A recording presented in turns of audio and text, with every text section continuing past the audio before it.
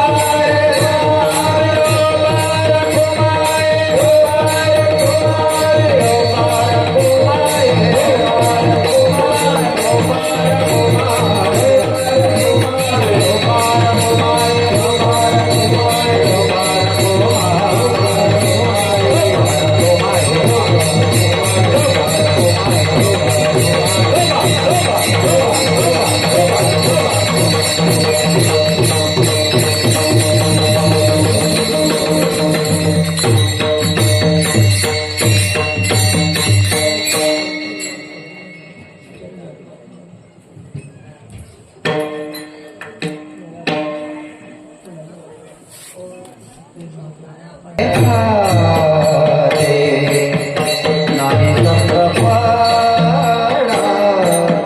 मिळते हाते नाही संकपाळा मिळते हाते नाही संकपाळा मिळत आहे हाती. नाही संकपाळा मिळत आहे हाती. नाही संकपाळा मिळत आहे हाती. नाही संकपाळा मिळत आहे मिळते हाते नाही संकपाळा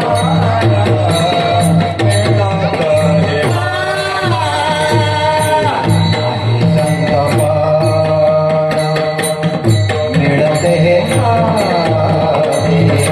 नाही संकपाळा मिळते हाते नाही संकपाळा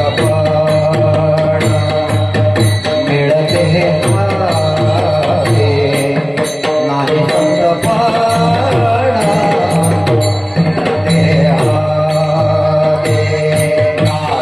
संकपाळा मिळत आहे हाती.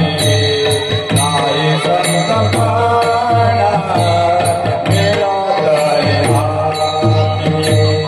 नाही संकपाळा मिळत आहे हाती.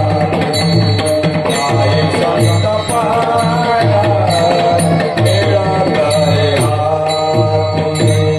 हिंडता कपाटे राणीवाणे हिंडता कपाटे राणीवाणे नये मोल देता धनाची राजे नये मोल देता धनाची राजे नाही मोल देता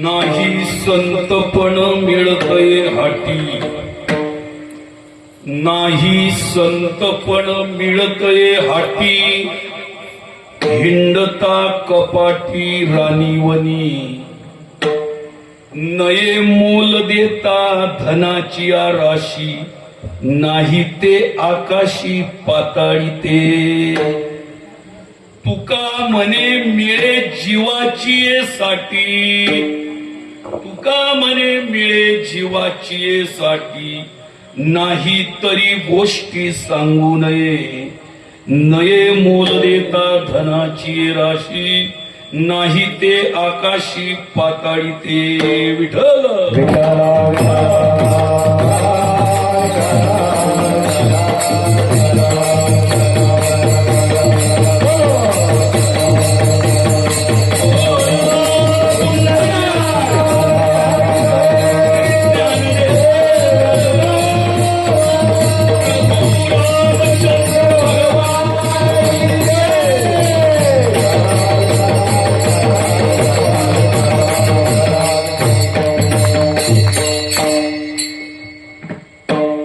नाही संतपण मिळतय हाटी, हिंडता कपाटी राणीवनी, नये मोल देता धनाची राशी, नाही ते आकाशी पाताळी ते.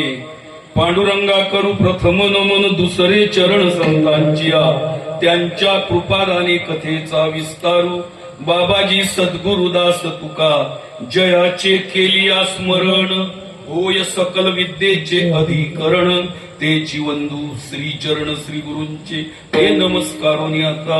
ओम नमो ज्ञानेश्वरा, करुणा करा दयाळा, तुमचा अनुग्रह लादलो, पावन झालो चराचरी. मी कला कुसरी काहीच नेणे, बोलितो वचने अति भाविका. एका जनार्दनी तुमचा दास, त्याची आस पुरवावी.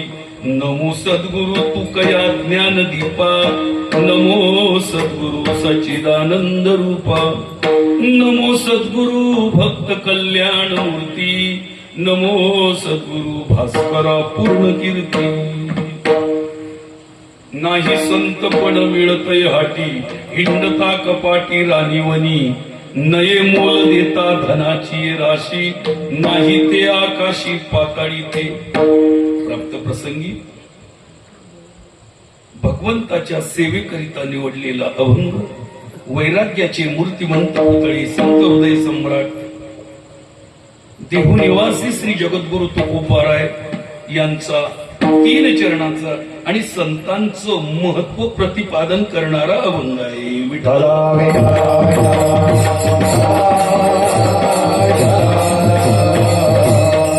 या अभंगाचं विश्लेषण करण्यापूर्वी एक गोष्टीचा धावता थोडक्यात परिहार द्यायचा की आपल्या या तुरखेड गावामध्ये श्री विठ्ठल रुक्मिणी मंदिर वर्धापन दिनानिमित्त परमपूजनीय सद्गुरु वैकुंठवासी झेंडूजी महाराज देरीकर यांच्या प्रेरणेने आणि आपल्या गावामध्ये सुंदर अशा प्रकारचा श्रीराम कथा सोहळा, आणि ही श्रीराम कथा ज्यांच्या मुखारविंदातून आपण श्रवण करत आहात, अशी अमृत तुल्यवाणी ज्यांची आहे, त्यांचे आदरणीय परमस्नेही श्री क्षेत्र मिहून येथील हरिभक्त परायण गुरुवर्य श्रीकृष्ण महाराज. आणि इथं आल्यानंतर खरोखर आनंद वाटलं मला. श्रोत्यांची संख्या जरी कमी असली तरी कुंडाचे भजनी मंडळ असल्यामुळे, कारण मला आनंद वाटला, कारण माणसाने अज्ञान लपवू नये. जो अज्ञान लपवतो केव्हा ना केव्हा तो धोक्यात येतो. कारण मी गायनामध्ये शून्य आहे. I am zero in singing. आम्ही त्यामध्ये शून्य आहे. कशाला लपवायचं मला कळत नाही. ते मला स्वर नाही, काय नाही, ताल नाही. पण या महाराष्ट्रातले यांच्यासारखे तमाम जिल्ह्यातील टाळकऱ्यांनी सांगितलं, तुम्ही फक्त बोला, तुमच्या वक्तृत्वाला आम्ही आमच्या गायनाची आणि वादनाची साथ करू. आणि यांच्या बळावर मी या ठिकाणी उभा आहे. विठ्ठल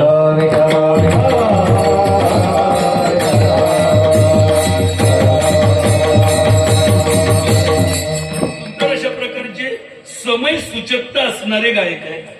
मी नेहमी सांगत असतो, कीर्तनात गायन असावं, गायनात कीर्तन नसावं. सम पॉसिबिलिटीज आर देअर. प्रत्येकाच्या जबाबदारी आहे. काही श्रोत्यांची जबाबदारी आहे, काही वक्त्याची जबाबदारी आहे, काही टाळकऱ्यांची जबाबदारी आहे. जबाबदारी असल्याशिवाय संप्रदाय नाही. मी वक्ता या नात्याने माझी काय जबाबदारी आहे की अभंगावरच बोललो पाहिजे. सासू जावयाचे अश्लील आणि स्त्रियांवरचे पांचट विनोद सांगून तुमचं मनोरंजन करून संप्रदायाचा अपमान करून तू मला फसवणारा कीर्तनकार मी नाही. विठ्ठल जोपर्यंत या वारकरी संप्रदायातील कीर्तनातून सासू जावई आणि स्त्रियांचे पांचट विनोद वजा होणार नाही, तोपर्यंत सांप्रदायिक कीर्तनाला चांगले दिवस येणार नाही. विठ्ठल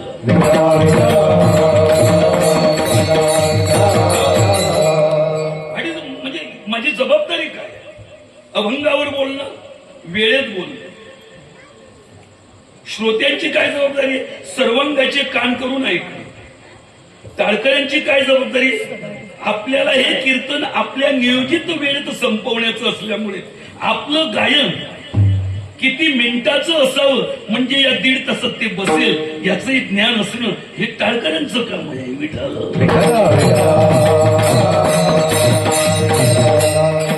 जबाबदारी प्रमाण द्यायचे, पण विषयाला बऱ्याच वेळा त्या टाळकऱ्यांचं प्रमाण वक्ता जो विषय चालू आहे त्याच्या कितीतरी किलोमीटर लांब असते.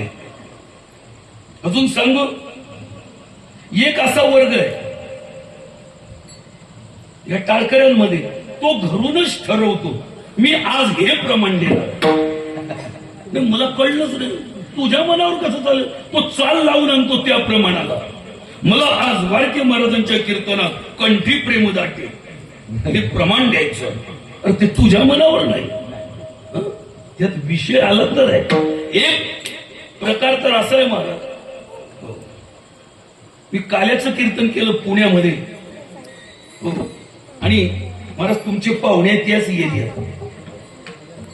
मला काहीच बोलता आलं नाही, तरी नावापुढे संगीत विशारद गायनाचार्य असल्यामुळे मला काहीच बोलता आलं नाही.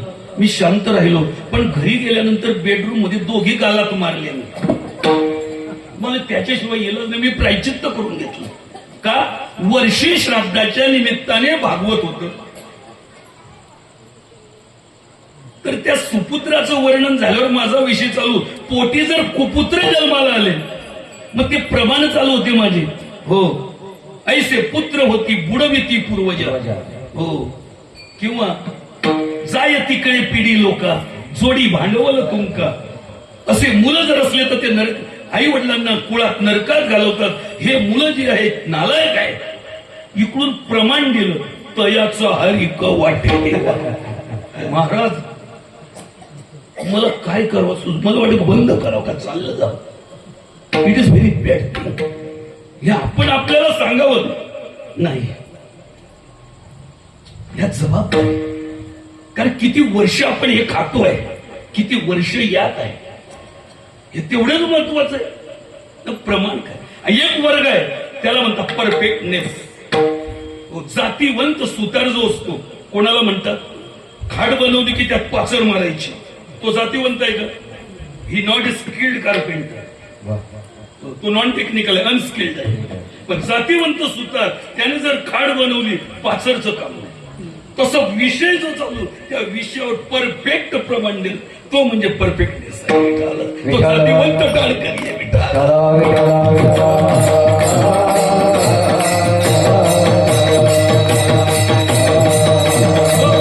आणि इथं मला श्रोते कमी असू द्या, पण मला वातावरण चांगलं वाटलं आणि चांगल्या वातावरणाचा वापर करावा.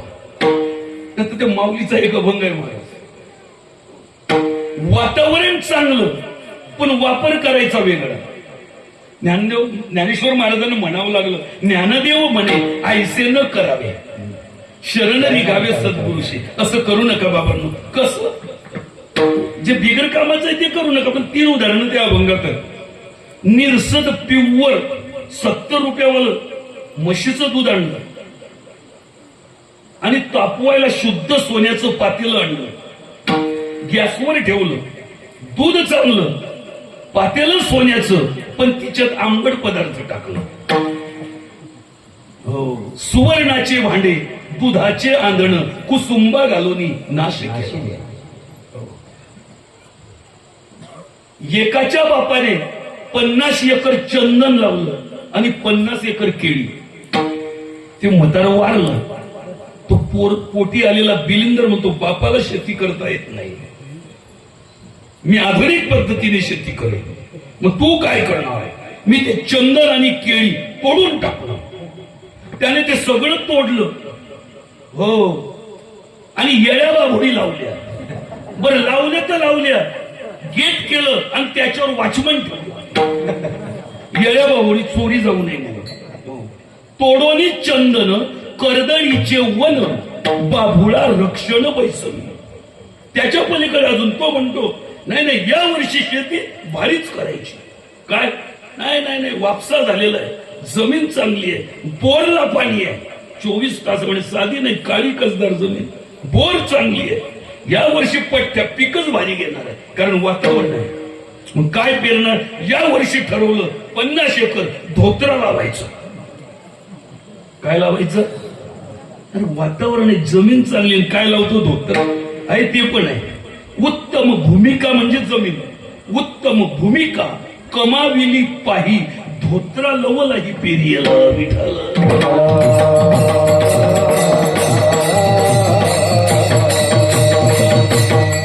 आल्यानंतर जमीन चेक केली, वातावरण चेक केलं, मला चांगलं वाटलं. म्हटलं इथं धोत्रा पेरायचं नाही, इथं किमती पेरायचो. विठाला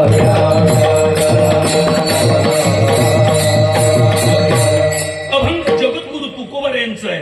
3 चरणाचं आहे. संतांचं महत्व सांगणार. संतांचं महत्व कोणीही सांगू शकत नाही. उचलली जीभ लावली गाड्याला. संतांचं महत्व सांगण्यासाठी तो संत पाहिजे. भक्ताचा महिमा भक्ताची जाणगे. संतांचा महिमा सांगायचा आहे. एक प्रपंचात मुरलेला 70 वर्षाचा म्हातारा म्हणतो, मी सांगतो, तुला नाही जमलं. लक्षात? त्याच्या काही इलिजिबिलिटीज आहेत, पात्रता आहेत. जगद्गुरु तुकोबार संत होते म्हणून संतांचा महिमा. बरं, परमार्थ जर पाहिलं, आपल्या गप्पा लय भारी. महाराज ऐकलं का, 10 वर्ष झाले हा पठ्ठ्या वारी करतोय. दुसऱ्या घरी गेलो चहा प्यायला, महाराज आमच्या घरी 25 वर्षापासून वारी. तिसऱ्या घरी गेलो, महाराज आमच्या घरी 3 पिढ्यांची वारी आहे. या गप्पा कुठपर्यंत? जोपर्यंत जगद्गुरु तुकोबार समजत नाही तोपर्यंत. 10-12 वर्ष झाले, 5-6 वर्ष कीर्तनाला यायला लागले लोक, 4-5 वाऱ्या करायला लागले, त्याही शायनिंग म्हणून. आणि माळा वर काढून चालणारे मी पाहिले. थोडस परमार्थात आले. बरं, आत असता की नाही ती? आता आहेत माझ्या माळा, कुठे आहे ना? पण हे वर काढून चालणारे मी पाहिले. त्या माळा वर काढून ते का चालतात हे मला माहिती नाही, पण मला अशी शक्यता वाटते त्या माळा ते याच्याकरता काढत असावेत की ते स्वतःला परमार्थिक समजतात. आपणच आपल्याला फुटपट्टीनं मोजायचं. How it is possible? कसं शक्य आहे? परमार्थाची व्याख्या इतकी सोपी आहे. पुण्यात हाच प्रश्न मला एकाने विचारला होता, बाणेरला, Maharaj what is the definition of paramarth? परमार्थाची व्याख्या काय आहे? म्हटलं I don't know because it is very difficult to explain. फार कठीण व्याख्या आहे, मला अजून कळली नाही 35 वर्षात. पण किती कठीण आहे त्याचा अंदाज सांगू शकतो. व्याख्या नाही कळली पण ती कठीण आहे याचा अंदाज सांगू शकतो. समाजात फिरून म्हणे अंदाज सांगा किती कठीण आहे. मी अंदाज म्हणतो, त्याच्यावरून व्याख्या कठीण आहे लक्षात येते. कोणता अंदाज म्हणलं मी? आयुष्यभर कीर्तन करणारा, वाऱ्या करणारा, मोठमोठे गंध लावणारा, माळा घालणारा, वारकऱ्याचे कपडे घालताना दिसणारा हरामखोर असू शकतो. नॉट कन्फर्म, असू शकतो. किंबहुना कधीही कीर्तनाला न येणारा, घरी सत्याने नीतीने धर्माचरण करणाऱ्याचा उच्च कोटीचा परमार्थ ठरू शकतो.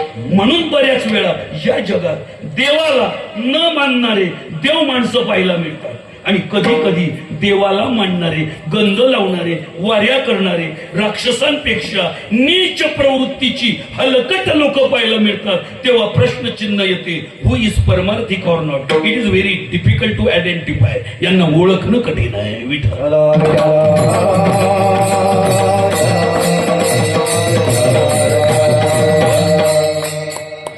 थोडा परमार्थ होता तुकोबारायांचा.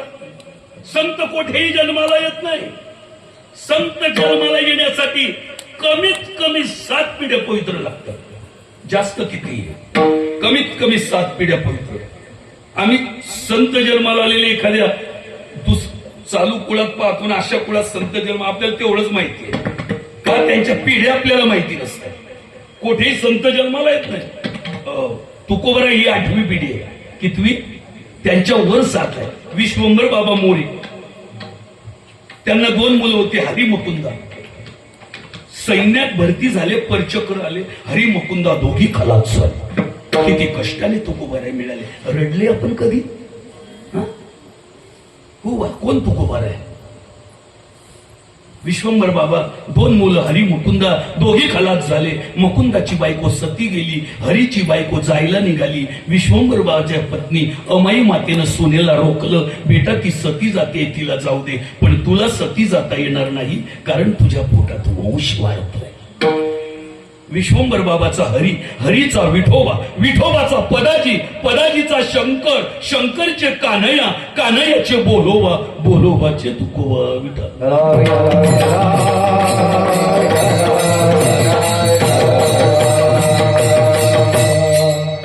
या जन्मातल्या किती पिढ्या?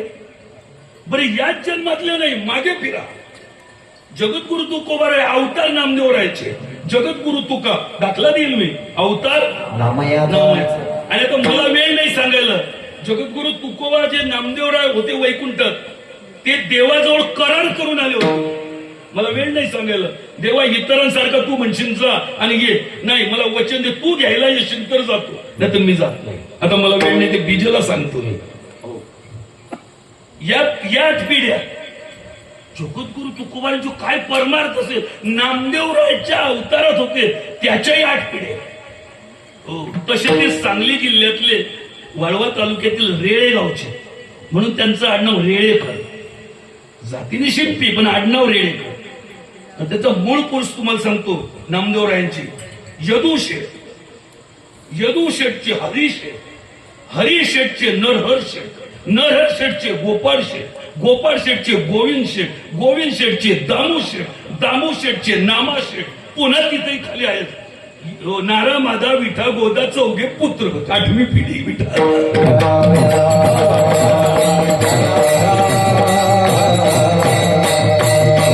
ज्ञानोबारांचे ते हरिहर पंत, गोविंद पंत, वामन सगळं तेच आहे. विठ्ठल पंत तेच. कोठेही संत जन्माला आहे, पण 7 पिढ्यांना विशेष महत्व आहे, फार विशेष महत्व आहे. त्याला it is mathematical calculation in science, genetics. Science मध्ये प्रजनन शास्त्राचा भाग आहे. गाठीत काही आपण ते ग्रंथ बघत नाही. पराशर स्मृती, यज्ञवल्क्य स्मृती आणि मनुस्मृती या स्मृती ग्रंथामध्ये तुम्हाला पाहिजे तसं अपत्य जन्माला घालू शकतो. तुम्हाला बेवळा, दारू पिणारा, नालायक पोरगा जन्माला जर घालायचा असेल तरी आपल्या हातात. सात्विक आपली सेवा करणारा मुलगा जन्माला घालायचा असेल तेही आपल्या हातात आहे. या स्मृती ग्रंथात त्याचं गणित आहे, ते आपण पाळत नाही. गाथा बघा तुम्ही, गाथा. गावातले नालायक पोरं, अन्यायी, वायचळपणा करणारे, त्यांची कंप्लेंट घेऊन लोक भंडाऱ्यावर गेले तुकोबारांकडे. महाराज हे पोरं लई नालायक, हे वायचळपणा करतात, हे गावामध्ये लई त्रास देतात, हे नालायक आहे, हे अन्यायी आहे. मग महाराज यांना समजावून सांगा. महाराज तुकोबारांना या लोकांनी सांगितलं या पोरांना नालायक पोरा येईल यांना समजावून सांगा. काय अवघड विषयात हात घातला तुकोबारांनी. ते नालायक आहे, अन्यायी आहे, त्याच्यात त्या पोरांचा काय दोष? हा, त्यांचा दोष नाही मग का आमचा? हो म्हणे. ते नालायक का निघाले? त्यांच्या बीज निर्मितीच्या वेळेस यांच्या आई बापानं वेळ सांभाळली नाही. विठाल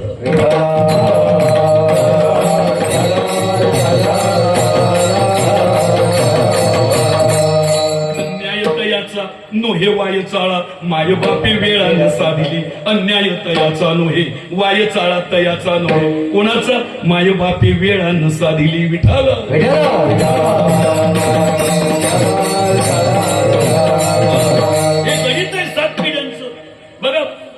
समाजात एक कार्यक्रम असतो महिला मंडळांचा, एक कार्यक्रम असतो बाया-बायांचा. इकडे आमच्या पुणे भागात त्याला नामकरण विधी म्हणतात. इकडे खानदेशमध्ये आपल्या भागात त्याला घुगऱ्यांचा कार्यक्रम म्हणतात. अर्थात इकडे घुगऱ्याच म्हणत असते. कुठं चालले? नाही म्हणे त्याच्या घुगऱ्या आज. त्या घुगऱ्यांचा कार्यक्रम. तो कार्यक्रम कोणाचा असतो? माणसांचा का महिलांचा? महिलांचा. मग तो कार्यक्रम होतो. मग ते पूजा वगैरे चालते. तो वरवंट्याला दोरा बांधून इकडून तिकडे देतात, तिकडून खालून शहादेव घ्या न महादेव घ्या. असं लहानपणी मी ऐकलेलं आहे. मी त्या कार्यक्रमाला पण लहानपणी आई मला न्यायची. मोठं झालं की अलाउड नाही तो कार्यक्रम. आपला नाही, तो महिलांचा आहे. Only for ladies, not for gents. मग तो कार्यक्रम झाला. घुगऱ्या ते धान्य नेलं की त्या फुलपात्रात घुगऱ्या घेतले की बाया कुठे जातात? बरोबर वापस घरी. झुंडीच्या झुंडी ज्या ज्या गल्लीतल्या त्याच्या पांगतात. पण जेव्हा निघताना त्या झुंडीत बऱ्याच वेळा त्या बायकांची चर्चा होते. ती चर्चा कधी तुम्ही ऐकली असेलच, तुम्हाला आठवत नसेल. मी सांगितल्यावर आठवेल. काय चर्चा असते? ते सकू तू बाळाला पाहिलं? हो म्हणे पाहिलं. यमू तू ग? हो मी पाहिलं. ऐ चंबू तू? गंगू तू पाहिलं बाळाला? हो. सावित्री तू पाहिलं बाळाला?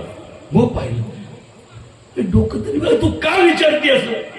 नाही म्हणे पाहिलं तुम्ही? त्या बाय म्हणे हो आम्ही पाहिलं. डोळे भरून पाहिलं? हो आम्ही पाहिलं. काय पाहिलं? मग त्याला पाहून तुमच्या लक्षात आलं नाही? म्हणे काय? तुमच्या लक्षात आलं मी बाळावर पाहिल्यावर म्हणे पाहिलं माझ्या लक्षात आलं, तुमच्या नाही आलं. पण काय? अगं म्हणे तुमच्या कसं तुम्हाला कळत नाही? तुमच्या लक्षात नाही आलं? या बाळाची आई अशी नाही, या बाळाचा बाप असा नाही. हे बिलिंदर गेलं कुणावर काय ठाऊक? होते की नाही चर्चा? होते. मग गावातली म्हातारी आजी किंवा म्हातारे आजोबा असतात. याचा आजोबा असा होता, याची आजी अशी होती, याचा पंजोबा असा होता. ते मेलेले त्यांनी पाहिलेले असतात. म्हणजे जे बाळ जन्माला येते ते बाळ गुणाने स्वरूपाने त्या 7 पिढ्यांपैकी कोणावरही जाऊ शकते. ते आई वडिलावर जरी नसलं त्याच्या वरच्या पिढ्यांमध्ये असत. त्याच का? एकाने विचारलं का? त्याचंही गणित आहे. ते मी शुद्ध बीजापोटीमध्ये सांगतो. त्याचंही गणित आहे. 7 पिढ्यांवर ते का जाऊ शकते? 7 पिढ्यांना खूप महत्व आहे. कारण ज्या बाळाचा जन्म ज्या बिंदूतून होतो, ज्या वीर्यातून होतो, प्रत्येकाच्या वीर्यात 84 गुणसूत्र असतात. त्याला सायन्सच्या भाषेत पेअर ऑफ जीन्स, गुणसूत्राच्या जोड्या असं नाव आहे. प्रत्येकाच्या वीर्यात 84 गुणसूत्र आहे. त्याचं गणित आहे. स्वतःचे 28, बापाचे 21, आजोबाचे 15, पणजोबाचे 10, खापर पणजोबाचे 6, 6व्या पिढीचे 3 आणि 7व्या पिढीचा 1. विठाल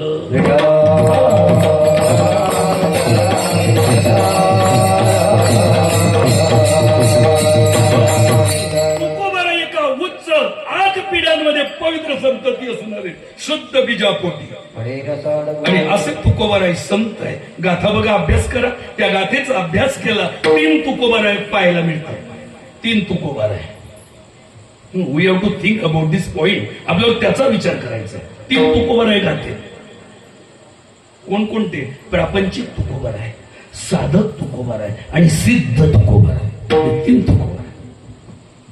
म्हणजे त्यांचं प्रापंचिक जीवन, त्यांचं आलेख बघा कसा वाढत गेला. जीवनामध्ये दुःख आले. आम्ही तुकोबाला इथून सुरू केले. सदैव सुडके जवळ येता श्री एक अन्न अन्न करता मेले हे आपण पाहिलं. मोळक्याच्या बाजा वरी वाकळाच्या दरदरीत पाण्या माझी गांधी गेल्याकडे करत करत करत शेवटचा पॉइंट तुका आकाशा एवढा. ही तुकोबारांची परमार्थिक उंची आहे. जीवनात हे पॉइंट आले, मध्ये हेही पॉइंट आले. त्या मंबाजीने काठीने मारले, त्या भट्टाने वह्या बुडवल्या, धंदा बसला, दिवाळं निघालं. पण उद्गार आहे बरे झाले. निघाले दिवाळ. संतांच्या जीवनात दुःख आलेलं आपल्याला दिसलं, पण त्यांनी त्या दुःखाला दुःख म्हटलंच नाही. लक्षात घ्या. जाईल भव श्रम सुख होईल दुःखाचे, जाईल प्रवासा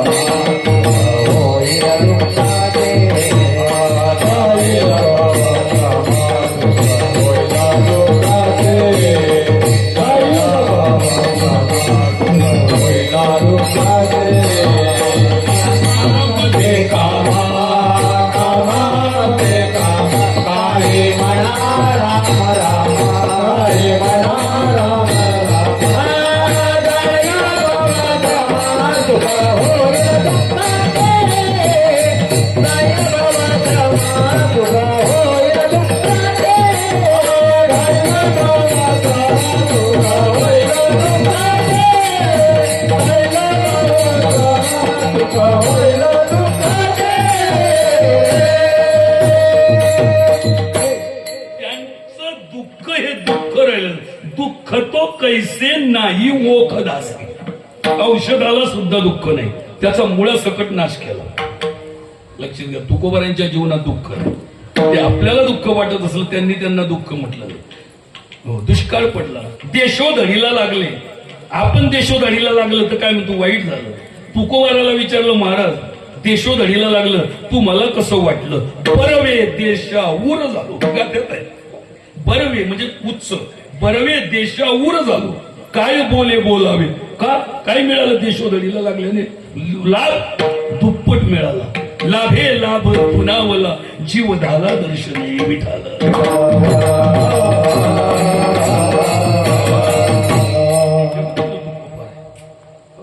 आणि असे हे जगद्गुरु तुकोबार आहे. एवढा अधिकार संपन्न संत की यांच्या जीवनामध्ये जी सुरुवात झाली तर तू शेवटचा पॉइंट तुका आकाश आहे. लक्षात घ्या. ही परमार्थिक उंची कशाने वाढली? कधी विचार केला आपण? परमार्थिक उंची कशाने वाढते? मला व्यवहारिक उंची म्हणायचं नाही. व्यवहारिक उंची कशाने वाढते?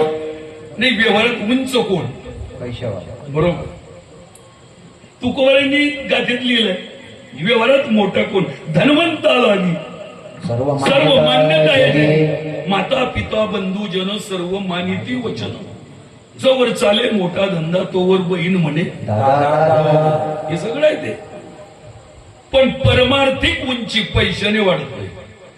मग कशाने वाढते? तुकोबारायांना विचारू. मी माझ्या कीर्तनात सगळ्या गोष्टी तुकोबारायांना विचारत असतो.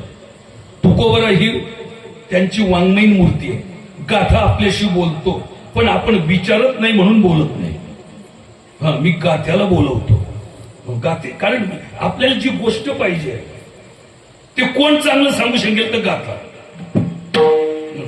लोक चुकीचं सांगू शकतात, गाथा चुकीचं आहे. परमार्थिक उंची कशाने वाढली? तर ज्यांची वाढली त्यांना विचारू, महाराज जय हरी जय हरी. नाही, आम्हाला एक विचारायचं होतं. विचारलं, काय झालं? नाही म्हणे, आम्ही तुमचं जीवन पाहिलं. सदैव सुडके श्री अण्णांना मेले, करून मेले, दुष्काळ पडला आणि त्या बाबाने मारलं तरी परमार्थापासून पदच्युत न होता आकाशा एवढे झाले.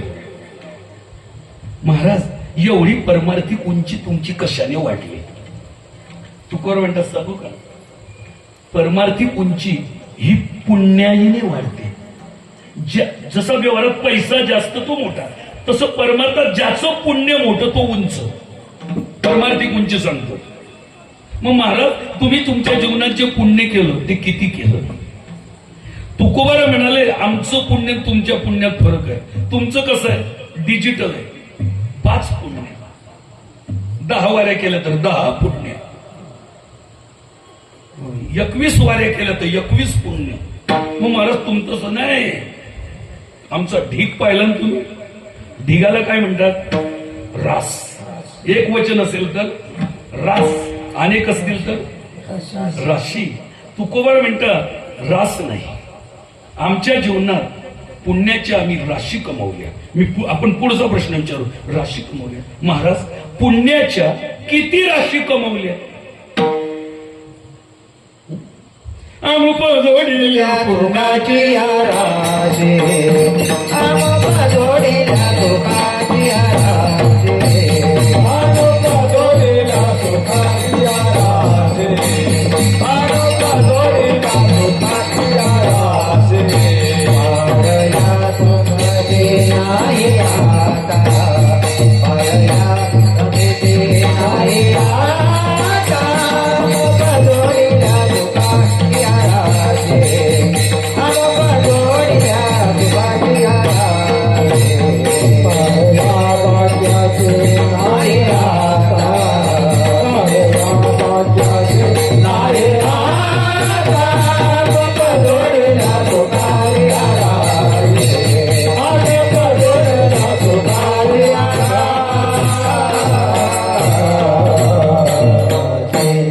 याचा देवळीकर खरा पाठ सांगतो. अमुप जोडील्या पुण्याची राशी. जो प्रमाणभूत गाथा आहे. एक नंतरच्या गाथेत काही काही चुकीचं झालंय, पण आम्हाला ते प्रमाणभूत गाथेची सवय आहे.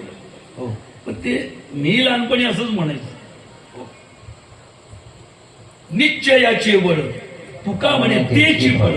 पण नाही, आम्ही फळावर गेलो, आम्हाला मारतील ते. कशी सवय पडली. निश्चयाचे बळ तुका म्हणे तेच फळ. हे वेगवेगळे पाठ आहे. अमुक किती राशी? अमुक जोडील्या पुण्याची राशी. अमुक म्हणजे किती? आणि पारया सुखासी नाही लेखा. लेखा म्हणजे मोजमाप. अमुक अगणित नंबर ऑफ इन्फिनिटी. अनंत पुण्याच्या राशी जोडल्या, त्याचं मोजमाप किती? मोजमाप नाही. बरं महाराज तुम्ही म्हणता राशी अमुक जोडल्या, किती प्रश्न विचार का उत्तर देतो. पण राशीची किंमत कशावर आहे? त्या राशीच्या उंचीवर. एकानं सांगितले धान्याच्या राशी मांडल्या 100 राशी. मी राशी पाहायला गेलो, प्रत्येक रास मुठभर. त्याला महत्व आहे. त्या राशीचं मोठे पण त्या उंचीवर आहे. महाराज तुम्ही पुण्याच्या अमुक राशी कमवल्या, त्या राशीची उंची किती? उंची विचारली, उंची किती? त्यांनी गणिताच्या भाषेत उत्तर दिलं. जे इंग्लिश मीडियम वाले ते त्यांना समजेल माझं, किंवा सेमीवाले गणिताच्या भाषेत उत्तर दिलं तुकोबाराने. आम्ही आमच्या जीवनात ज्या पुण्याच्या राशी कमवल्या त्या इतक्या उंच गेल्या, इतक्या उंच गेल्या, इतक्या उंच गेल्या, इंटरसेक्ट टू दी स्काय. आकाशाला शेदून वर गेल्या. ही गणिताची भाषा आहे, भूमितीची. तुकोबारांनी गाथ्यात मांडली. किती पुण्याच्या राशी आम्ही कमवल्या त्याची उंची सांगितली. इतक्या उंच, इतक्या उंच, आकाशाला शेदून वर. त्यांच्या भाषेत सांगतो आता गाथ्यात. काय पुण्य राशी गेल्या भेदोनी आकाशी, तुम्ही झाले ती कृपाळ, माझा केला जी सांभाळ. काय ओळले संचित ऐसे नेणू अगणित. मग हे पुण्य तुम्ही कसं केलं? ना बाबा आम्ही नाही केलं, त्या नारायणाने आमच्याकडून करून घेतलं. पण मग त्याने कसं केलं ते नका विचारा. त्याने कसं करून घेतलं तुकोबारांचा अजूनपर्यंत आम्हाला कळलं. तुका म्हणे नेणे काय केले नारायणे, नारायणे काय केले तुका म्हणे नेणे. ही विठ्ठल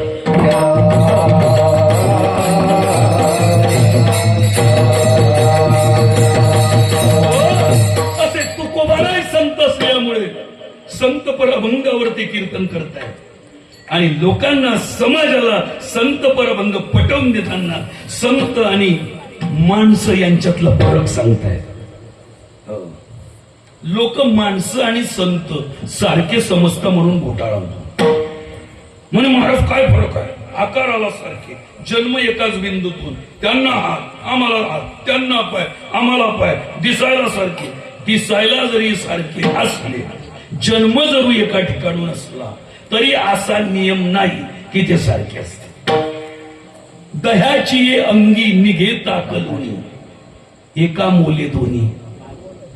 आकाशाचे पोटी चंद्र तारांगणे दोहोसी समान पाहू नये, पृथ्वीची या पोटी हिरा गारगोटी दोहोसी संसाठी करू नये. तुका म्हणे तैसे संत आणि जन दोहोसी समान बसू नये. सारखे आहे का? संत नव्हते जगा मानसाच्या तारिके, जगा मानसाच्या तारिके, जगा मानसाच्या तारिके, जगा मानसाच्या तारिके. नवे पैका नवे पैका पाषाण लिंगा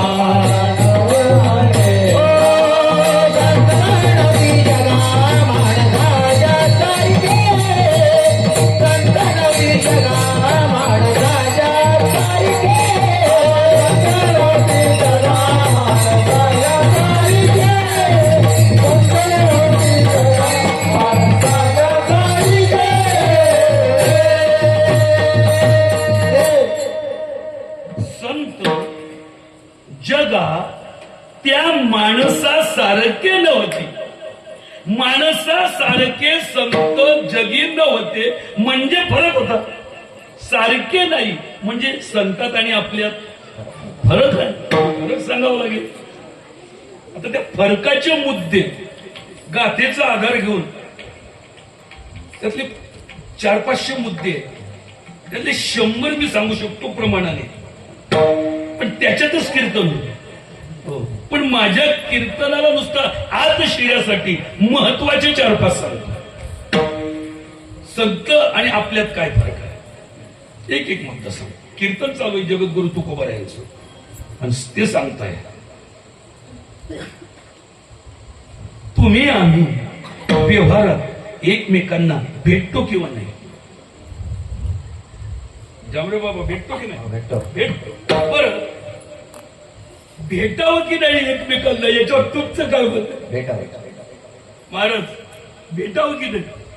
भेटावं. आता महाराज पुण्याला आले की मला फोन करणार, मग त्यांनी फोन केल्यावर मी त्यांना भेटायला येणार. म्हणजे भेटावं का भेटू नये? भेटावं. का नाही भेटलं तर व्यवहार कसा चालेल? भेटावं. पण फरक सांगण्यासाठी मला ते बोलावं लागतं. जरूर भेटावं. आणि भेटतो म्हणेन भेटावं तेच उत्तर बरोबर आहे. जरूर भेटावं. पण एक आहे, आपण ज्याला भेटतो त्याला किंवा त्याच्या भेटीमुळे आपल्याला भेटीनंतर एक अनुभव येतो. कोणता?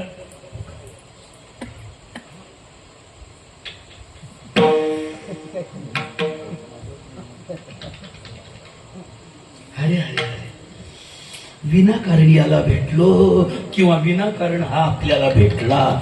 आज जर हा भेटला नसता किंवा आपण याला भेटलो नसतो तर एवढा ताप झाला आपला.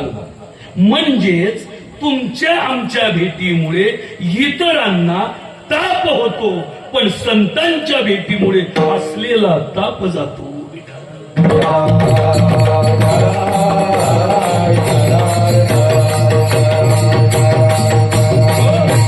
तुका म्हणे जाती ताप दर्शने विश्रांती, दर्शने विश्रांती, दर्शने ताप जाती किंवा त्रिविध तापाची. त्रिविध तापाची झाली बोडवण, झाली बोडवण, झाली बोडवण. त्रिविध तापाची झाली बोडवण, झाली बोडवण.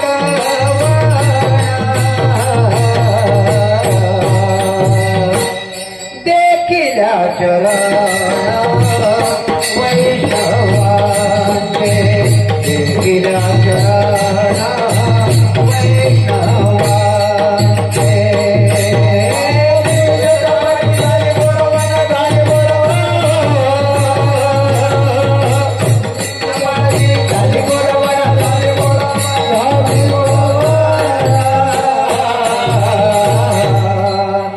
देवीला चरण वैष्णवांचे देवीला चरण वैष्णवांचे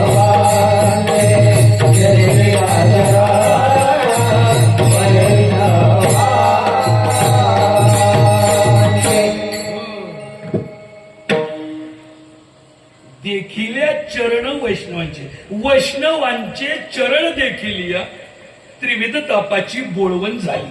हा अन्वय आहे त्याचा, म्हणजे ताप गेला. अजून एक प्रमाण आहे त्यात. पाप ताप दैन्य जाय मोठा झाली या भेटी. हा पहिला फरक झाला. आपल्या भेटीने ताप होतो, संतांच्या भेटीमुळे ताप झाला. आपल्याला आणि संतांना हा नरदेह कशासाठी दिला? देवे दिला देह भजना गोमटा देवे दिला देह भजना गोमटा देवे दिला देह भजना गोमटा देवे दिला देह भजना गोमटा तोया झाला फाटा पाढीकेचा तोया झाला फाटा पाढीकेचा तोया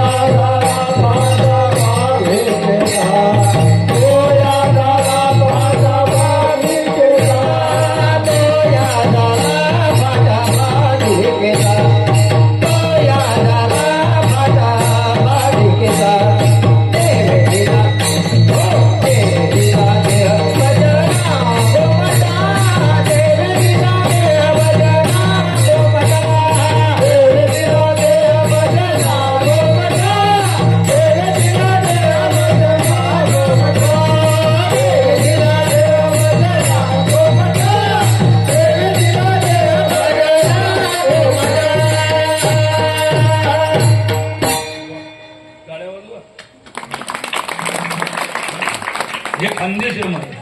तर म्हणून तुम्ही घाबरू नका. मी जरी सांगितलं तरी परफेक्ट होईल की नाही. आदिशक्ती मुक्ताबाईची कृपा आहे या खानदेशामध्ये. जे प्रमाण निघेल ते योग्यच निघेल. बाहेरच्या भागामध्ये लय चुका होतात, पण खानदेशमध्ये हो आई साहेबांची कृपा आहे. लक्षात, झेंडूजी महाराजांची कृपा आहे. हो, हे जे महाराज साधं काम नाही असतील, साधक म्हणजे दिसायला साधे टाळकरी विशारद नसतील. यांच्या पुढे कोणी लावणार बी नाही विशारद. पण जे विशारद लावतं त्यांनाच काही येत.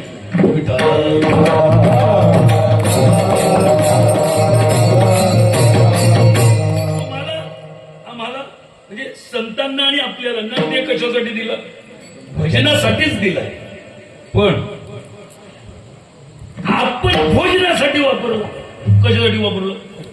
महाराज वाईट काही या खावलण्याला खूप महत्व देतात. मला अजून कळलं नाही. कुठंतरी वाक्य कोरून ठेवा. Eating is not a major problem in our life.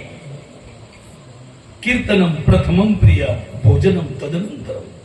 आमचं तसं नाही. भोजनम प्रथमम प्रिया, आधी पोटवा.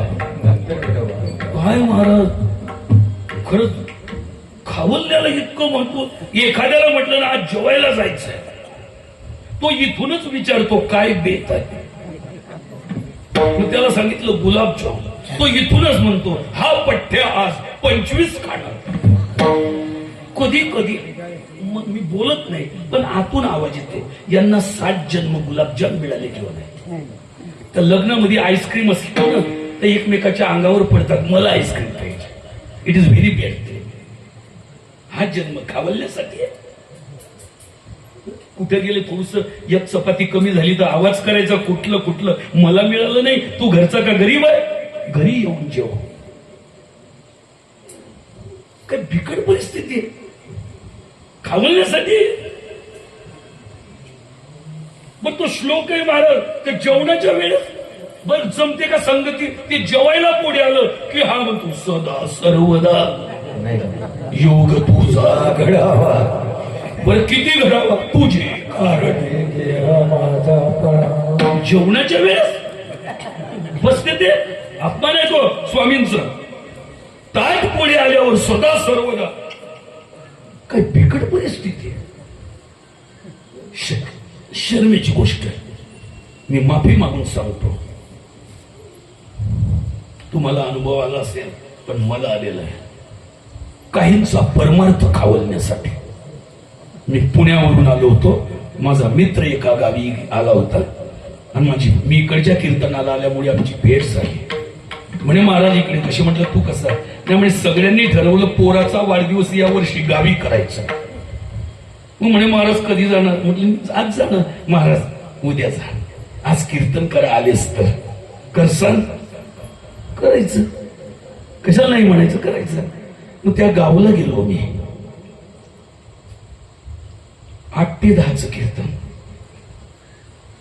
त्याने 7ला सांगितलं. म्हटलं त्या टाळकऱ्यांना पहिले मंदिरात जाऊन सजेस्ट कर. पुण्याहून वारके महाराज आले कीर्तनाला, चला. त्याला पाठवलं मी. 7ला पाठवलं. कीर्तन 8 ते 10चं. तो 9ला आला. त्याच्याकडच्या कार्यक्रमाची वाट पाहत आहे आणि घामोघाम झाला. काय झालं? तुम्हाला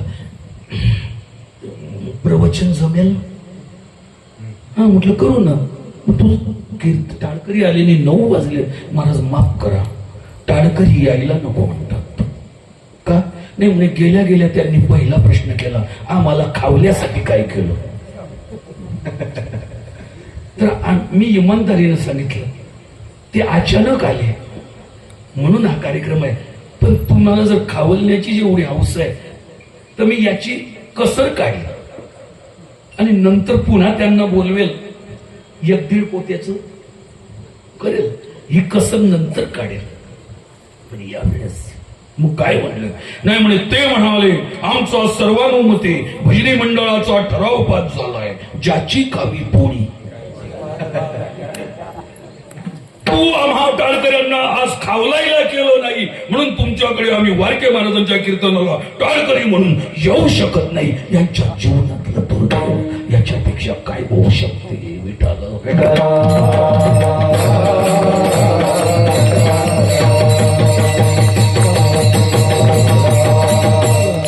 आपण जाणकर लोकांनी हे म्हटलं तर तुकोबाऱ्यांना किती वाईट वाटेल.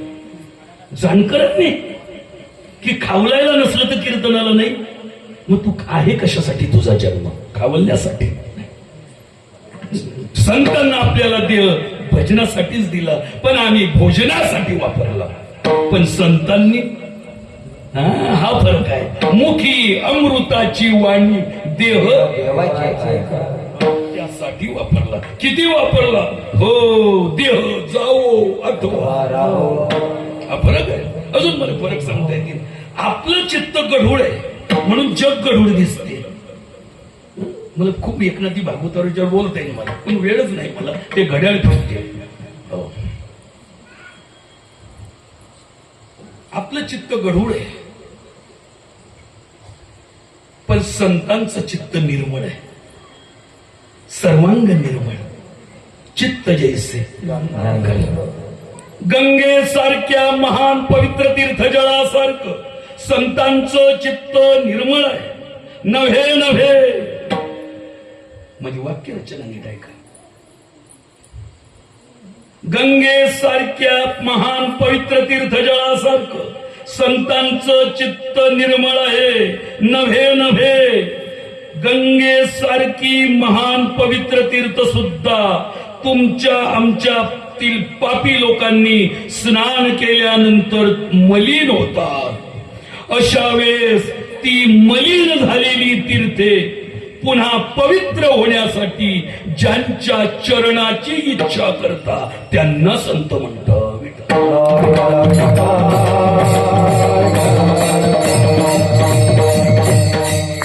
तीर्थे त्यांची इच्छा करती नित्य काळ व्हावया निर्मळ आपण असे. किंवा अजून एक अभंग आहे. पृथ्वी म्हणजे छोट्या चरणाचं आहे, पण त्यात योग चरण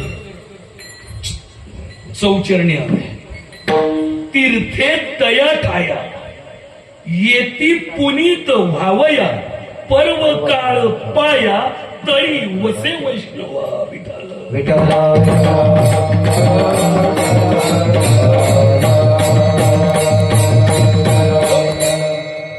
हाही फरक मला करता येईल. आपलं बीज अशुद्ध आहे, आपलं बीज अशुद्ध आहे, संतांचं बीज शुद्ध बीजापोटी हे प्रमुख आहे. अजून असा फरक करता येईल. आम्ही देवाकडे जातो, संतही जातात, पण आपण देवात मंदिरात कधी जात नाही. पण जरी गेले तरी आम्ही देवासाठी रडतो का प्रपंचासाठी रडतो? कोणासाठी? हो, बघा तुम्ही मंदिरात जाणारे हात जोडा, तर त्यांचं रडणं लक्षात घ्या. कशासाठी आहे? प्रपंचासाठी. कशावरून? कसं रडतात ते? वाढावे संताना वाढावे संताना वाढावे संताना वाढावे संताना गृहे वाळे धन धान्य गृहे वाळे धन गृहे वाळे धन धान्य गृहे वाळे धन धान्य गृहे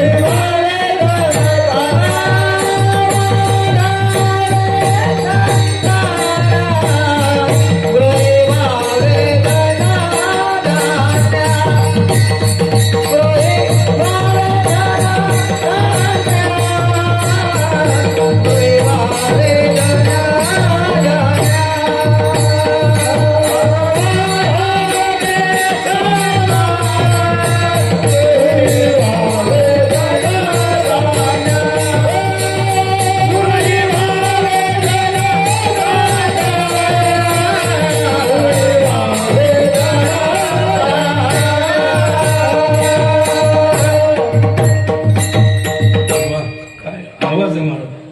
पक्वाचा करता टाळ्या वाजवा महाराज.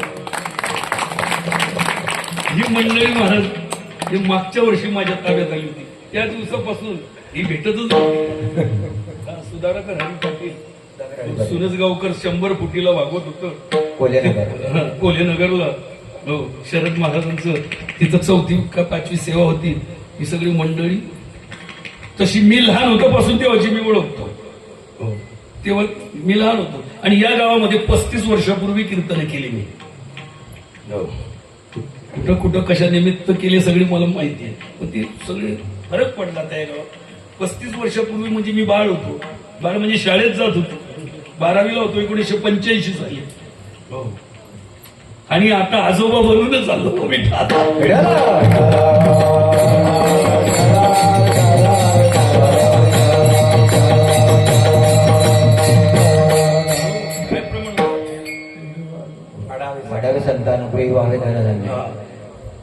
आपण देवाकडे जातो, पण आपलं रडणं कोणासाठी?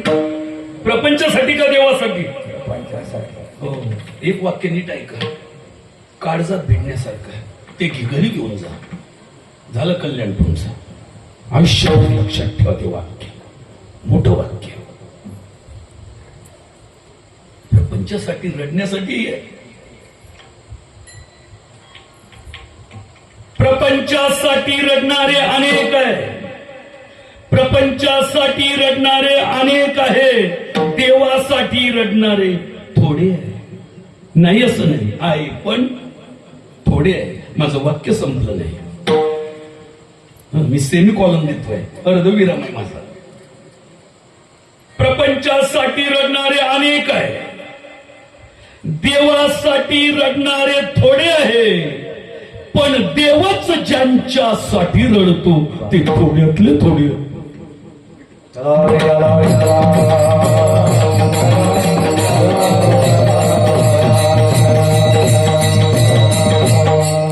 या देवाने यांच्यासाठी रडावं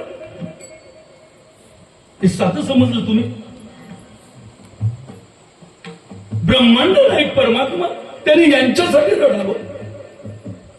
कार्तिक वद्य त्रयोदशीचा सोहळा माऊली समाधीस्थ होणार.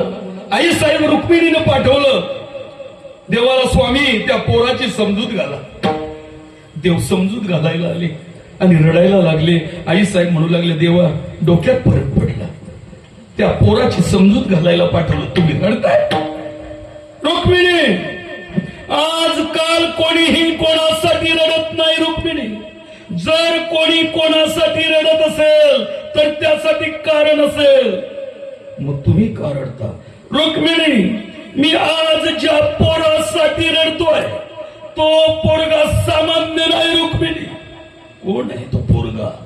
देवो म्हणती रुक्मिणी, हा एकच योगी देखील नयनी दे ज्ञान संजीवनी जाण त्रैलोक्याची धन्य धन्य धरा तळी जो याची दृष्टीने आडी वाहतेल टाळी वैकुंठ भुवनासी जो करील याची यात्रा तारेल सकळ ही गोत्रा सकळ कुळे ही पवित्रा याचे निदर्शने होती.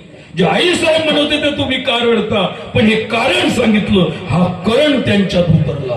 आई साहेब रडू लागले. आता तुम्ही का रडता? ऐसे सांगता हरीसी प्रेम मुसांडिले रुक्मिणीसी धन्य धन्य जयाचे खुशी ज्ञानदेव जन्मले विठाला.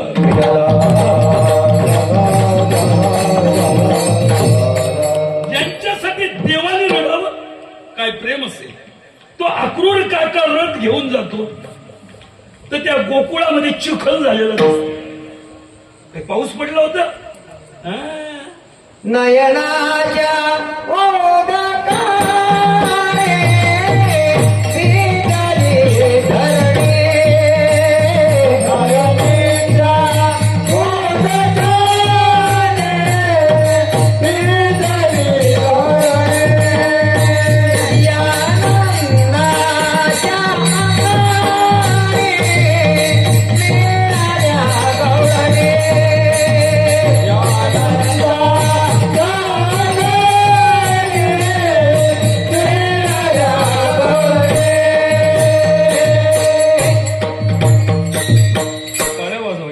परफेक्ट. रथी चढले वनमाळी आनंद गोकुळी पडल्या व्रजवारी कोण त्या सांभाळी. नयनीच्या भिजली धरणी. या नंदाच्या आणि हा प्रसंग पाहिला देवाच्या डोळ्यात अश्रू आले. त्याच्यासाठी देव रडतोय. त्यांच्याकडे पाहून अशी मान फिरवली आणि काका देव बोले अक्रूरा देव बोले अक्रूरासी वेगे आणावे रथाचे. देव बोले अक्रूरासी वेगे आणावे रथाचे. या गोपिकांच्या शोभाधीना पाहावे आम्हाले. या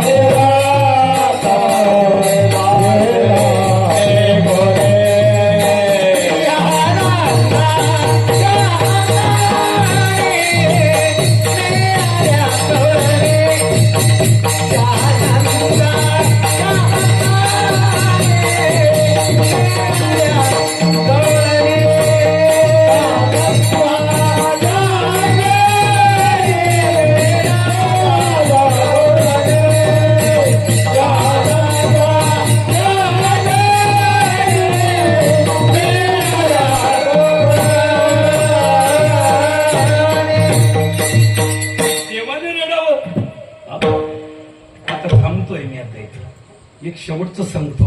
आमच्या जीवनात दुःख आहे, संतांच्या जीवनात आनंद आहे. हाही फरकच आहे. बरं, साधं दुःखाने आपल्या जीवनात प्रयत्न करतो सुखासाठी, मिळते काय?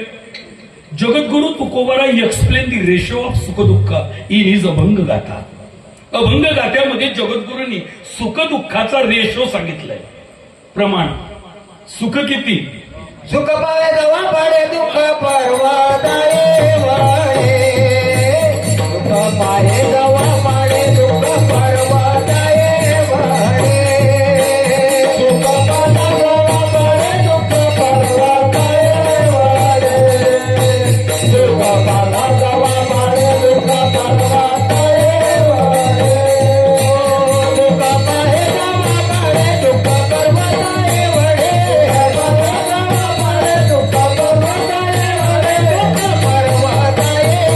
वाडे. सुख पाय जवा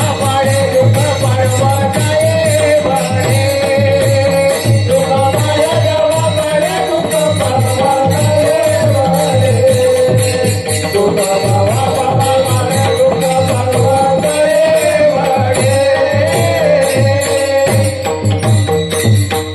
उदाहरण देऊन हा रेशो सांगितलंय गाथे. प्रमाण रेशो. हो की आपल्या जीवनात सुख दुःख आहे, पण सुख किती, जवळ एवढं, आणि दुःख हाच रेशो एका पठ्ठ्याने 1:100. हो. एक सुख असेल तर 100 दुःख. मी लहानपणी एक गाणं ऐकलं होतं.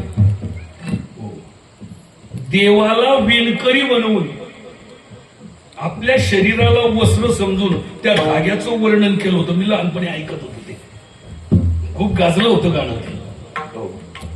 कोणीच टाळ पखवाज वाजवायचं नाही. ते प्रमाण म्हणून नाही देत आहे मी, तो दृष्टांत म्हणून देतोय.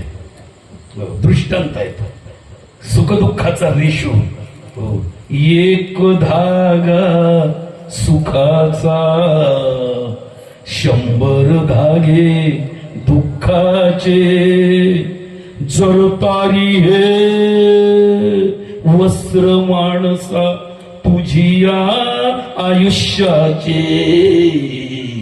एक धागा सुखाचा पांघरसी जरी असला कपडा. येशी उघडा जाशी उघडा.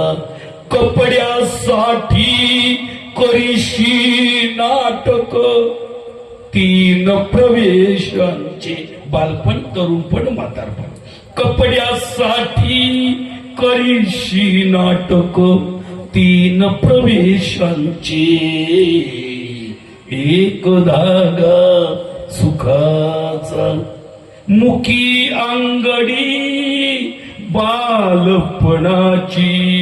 रंगीत वसने तारुण्याची.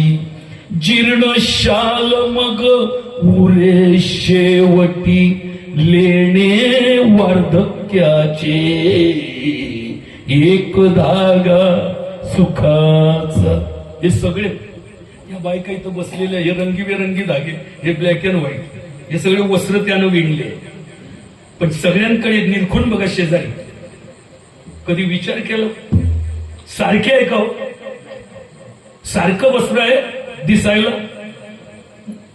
मग हे ज्यानं विणलं हे कोणी विणलं विचार केला, पाहिलं त्याला. या वस्त्राते विणतो कोण. एक सारखे नसती दोन. कुणान दिसले त्रिखंडात त्या हात विण कर्याचे. एक धागा विठाला विठाला.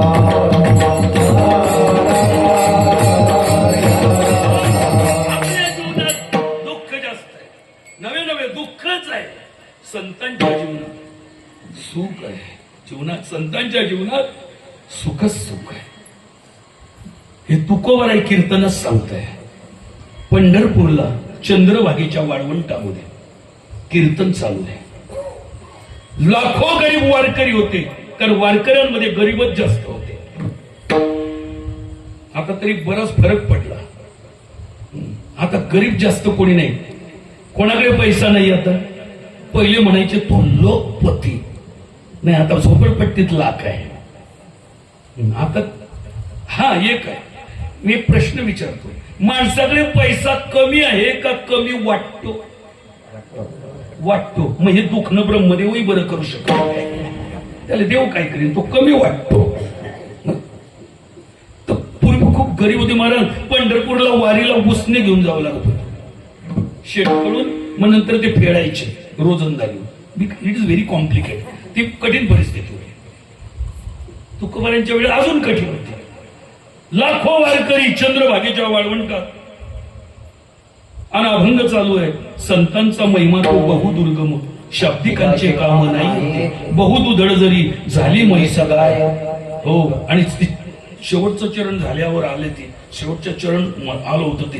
हो, तुका म्हणे अंगे व्हावे ते आपण, तरीच महिमा नाही. त्याला संत व्हावं लागते. संत पण सोपं नाही. परमार्थ नोईले लेकराच्या गोष्टी. लाखो गरीब वारकरी, पण त्या लाखो लोकांमध्ये 4-5 लोक उद्योगपती होते, करोडपती. बाकीचे कीर्तन ऐकण्यात गुण, आणि ह्या 4-5 लोक एकमेकाशी गप्पा करतात. कारण काय जवळ आहे, आणि ज्याच्याकडे पैका आहे तो गप्प बसतो का? कारण चंचल आहे, लक्ष नाही. बाकीचे कीर्तन ऐकताना हे 5 लोक एकमेकाने म्हणतात, का रे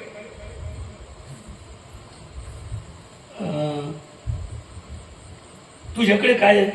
पैसा. माझ्याकडे काय पैसा? या जगात श्रीमंत कोण? आपणच. तू 1 नंबर, हा 2 नंबर, 3 नंबर, मी 4 नंबर, हा 5 नंबर. मग आपल्याकडे काय आहे? पैसा. बरं, प्रत्येक गोष्ट जगात कशाने मिळते? पैसे. पण लक्षात ठेवा एक वाक्य, I accept for everything we need money, but money is not everything.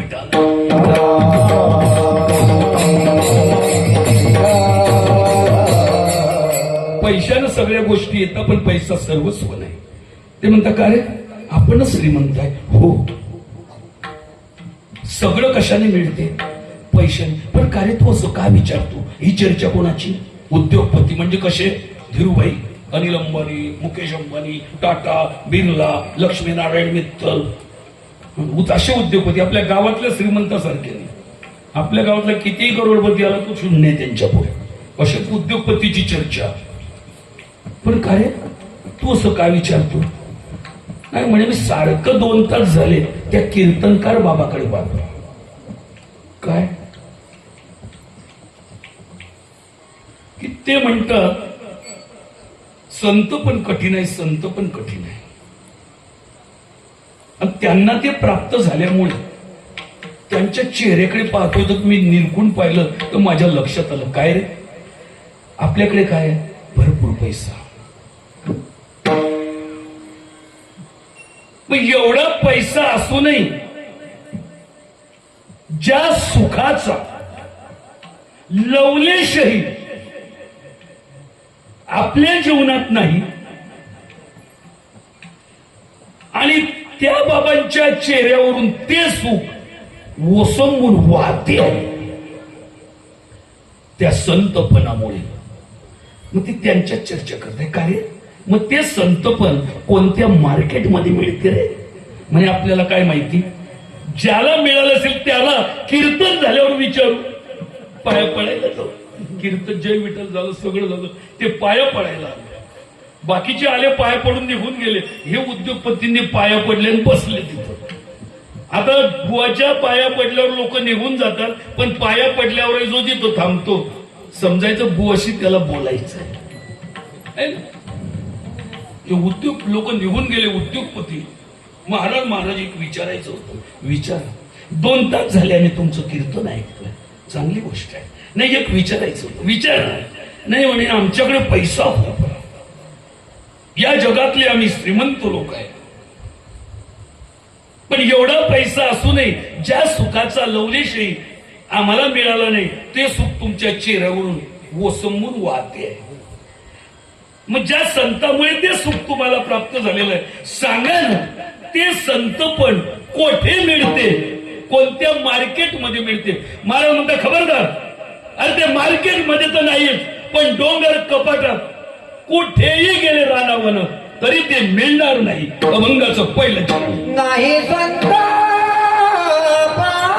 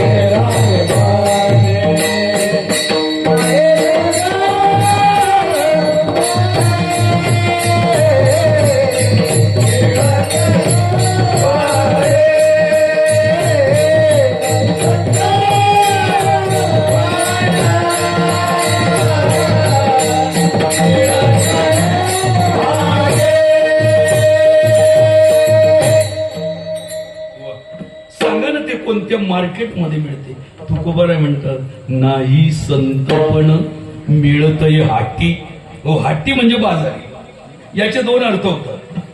हाटी संतपण मिळत नाही म्हणजे ते बाजारात विकत मिळत नाही, हाही अर्थ होतो. हाही अर्थ होतो.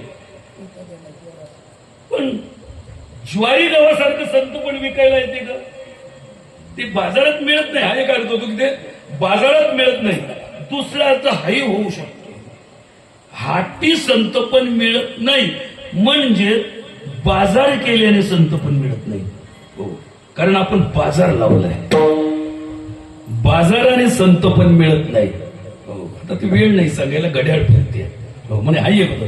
बरं, हाटी बाजारात तर मिळत नाहीच, पण हिंडता कपाटी राणी वनी. राणी वनी डोंगर कपाटात मिळणार नाही. बरं, गप बसले तर श्रीमंत कसले? एखादा गावातला व्यक्ती श्रीमंत, एखाद्या मंत्री आमदार खासदार एखादा ऑफिसर असला, त्याला एखादं काम सांगतो, एवढं आपलं काम करा. मग नोकरीचं असेल, त्याचं कुठलं काही कागदपत्राचं असेल, पण आपलं हे काम करा. ते त्याच्याकडनं होत नसेल किंवा कायद्यात बसत नसेल, तो म्हणतो रामभाऊ हे काम होणार, महागत नाही बसून. हा म्हणतो होणार नाही महाराज, भाऊसाहेब हे काम करा, आम्ही वतायला तयार आहे. काय वतायला? पाणी. काय वतायला? पैसा. बरं, वतण्याची भाषा करणारा 4-5 लाखावाला चालेल, 4-5 कोटीवाला चालेल. इथं तुकोबाराय म्हणतात, हा अपवाद 1 करोडपती नाही. तुकोबाराय म्हणतात अरे काय लावलंय तुम्ही हाटी हाटी. अरे जा, डोंगर कपाटात मिळणार नाही, हाटी मिळणार नाही. महाराज असं नका करा, आम्ही पैशावाले, आम्ही तुमच्या समोर पैसे वतू आणि त्या पैशाचा ढीग लावू. ढीग लावू. अरे आकाशाचा नाही, पाताळाचा नाही, आणि पैशाचा ढीग जरी लावला तरी मिळणार नाही. अभंगाचं दुसरं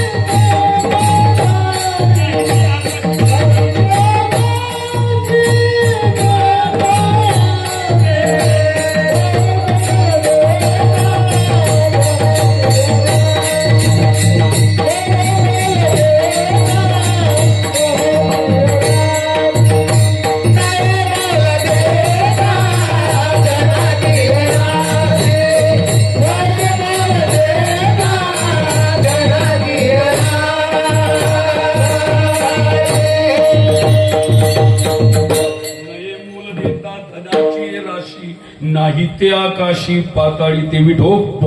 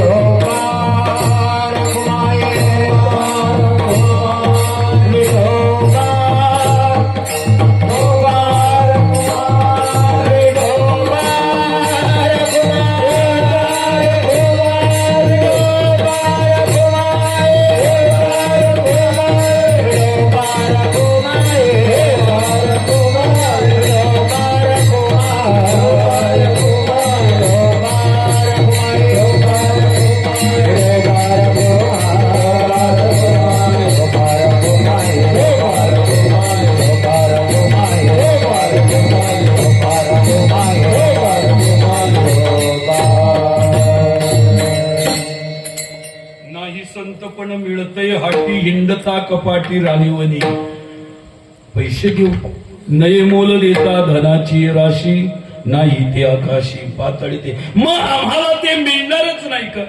मारून तर मी कुठं बोललो मिळणार नाही, मिळेल पण एकासाठी, एकाच कंडिशन नाही, जो याच्याशी जीवाशी साटलोट करेल, याला जीव दशेनं मरावं लागेल तरच ते संतमन मिळेल. आणि या अवस्थेसाठी तुम्ही तयार असाल तर इथं थांबा, नाहीतर याच्याबद्दल उगाचच कामाला काही बोलण्याचा प्रयत्न करू नका, या विषयावर बोलू नका. अभंगाचं शेवटचं चरण. तुका म्हणे मिळे जीवाची साठे, जीवाची साठे. तुका म्हणे मिळे जीवाची साठे, जीवाची साठे.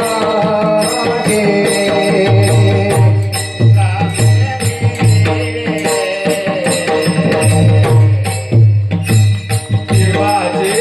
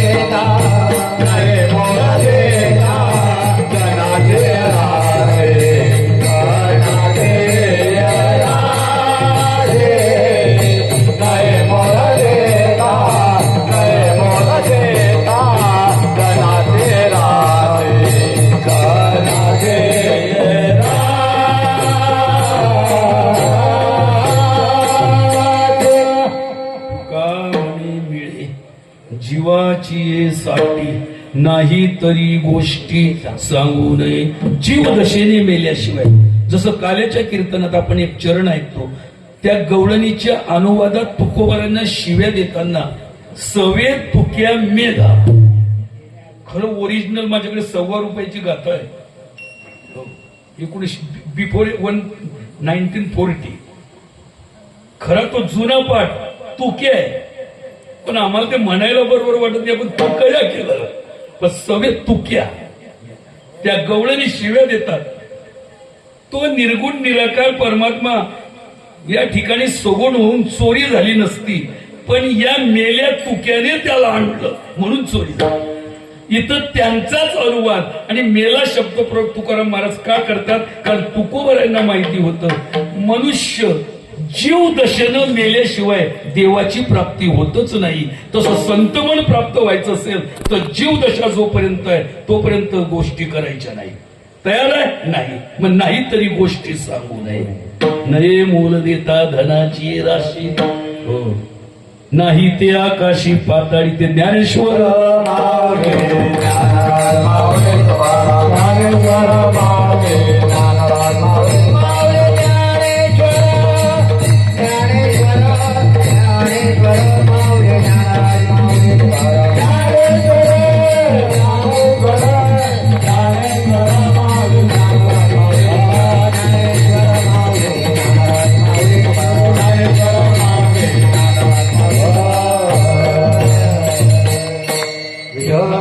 यथामती यथावकाश अभंगाचा भावार्थ आपल्या समोर मांडला. आणि आता ही सेवा भगवत चरणी आणि श्रीराम कथा चरणी समर्पित करून सेवेला पूर्ण विराम देतो. जय जय जय